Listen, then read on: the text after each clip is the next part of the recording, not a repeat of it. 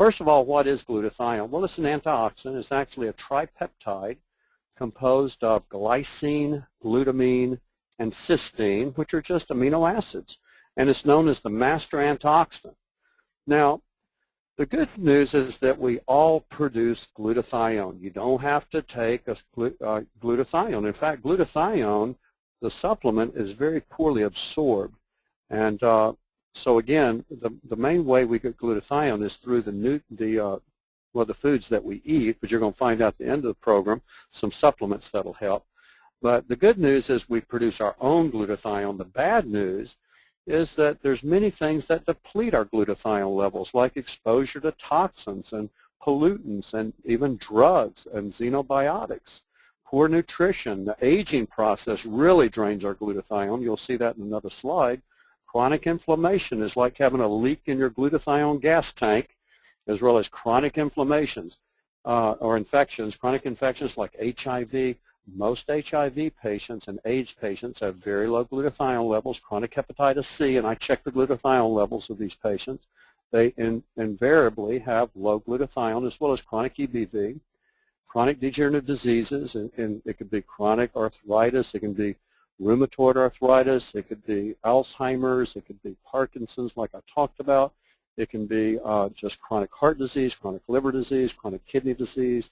They typically have low glutathione levels because it depletes the body of glutathione, just degeneration. Pollution will deplete your glutathione levels. Lack of sleep will deplete glutathione, as well as stress, excessive stress, not coping with stress, traumas and major life events, divorces, lawsuits, all of this. It depletes your glutathione levels. And especially toxins deplete the glutathione. And realize there's almost 70,000 industrial chemicals that are found in common products, with 1,000 new synthetic chemicals introduced every year. And our body uses up glutathione when it detoxifies these chemicals.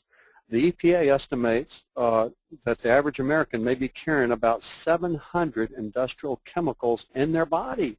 700 chemicals. Well, guess what that's doing? It's lowering the glutathione level.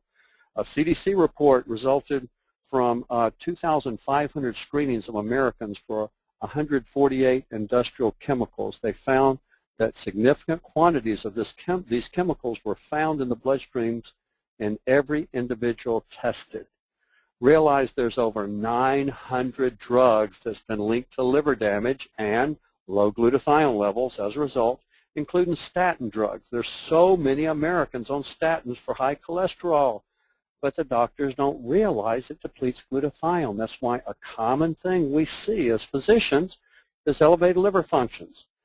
And that's why it's important to put these people on a glutathione boosting supplement, because it'll help to correct a lot of the liver function abnormalities. Hormone contraceptives, antibiotics, also chemotherapy drugs.